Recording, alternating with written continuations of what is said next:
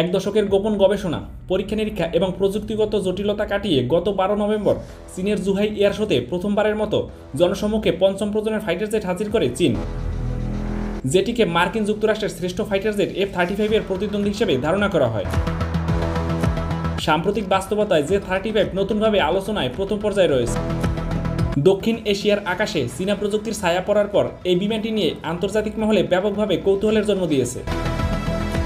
J-35 যুদ্ধবিমানটি মূলত আকাশযুদ্ধে আধিপত্য বিস্তারের জন্য তৈরি করা হয়েছে।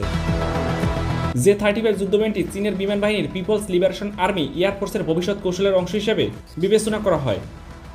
বিমানটি তৈরি করেছে চীনের রাষ্ট্রায়ত্ত প্রতিষ্ঠান সেনিয়াং এয়ারক্রাফট কর্পোরেশন।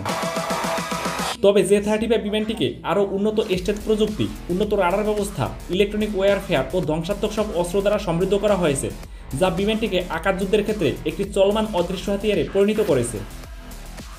J-35 বিমানটি আকৃতি ও গঠন প্রকৃতি অনেকটা মার্কিন F-35 এর মতো।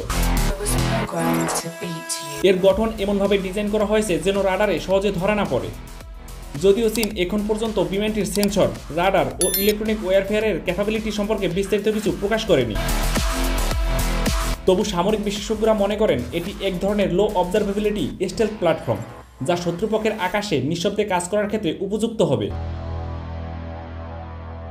ধারণা করা হয় J-35 বিমানটিতে চীনের নিজস্ব নির্মিত ইঞ্জিন WS-19 ব্যবহারের সম্ভাবনা রয়েছে।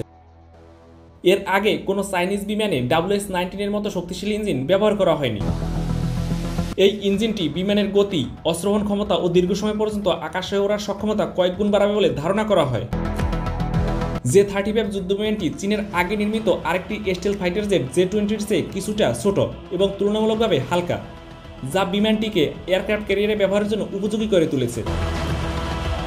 J-35 এর একটি সংস্করণ তৈরি করা হয়েছে বিমান বাহিনীর রণতরীতে ব্যবহার করার জন্য। যুদ্ধের ধরন বদলাচ্ছে, যুদ্ধক্ষেত্রে শুধু ট্যাঙ্ক, কামান ও সৈন্য নয়, বরং বর্তমান যুদ্ধ হচ্ছে প্রযুক্তি নির্ভর। যে পক্ষের যত উন্নত প্রযুক্তি রয়েছে সে পক্ষের বিজয়ের সম্ভাবনা বেশি থাকে। সেদিক থেকে বিবেচনা করলে দেখা যায় চীন তাদের আধুনিক প্রযুক্তির দ্বারা একের পর এক বিধ্বংসী অস্ত্র এবং ফাইটার জেট তৈরি করে কয়েক ধাপ এগিয়ে গিয়েছে। চাইনিজ J-35 একাধারে মাল্টিরোল ফাইটার। আকাশে শত্রুর দখল নেওয়ার পাশাপাশি এটি ভূমি ও সমুদ্রের লক্ষ্যবস্তুতে নির্ভুলভাবে আঘাত হানতে সক্ষম।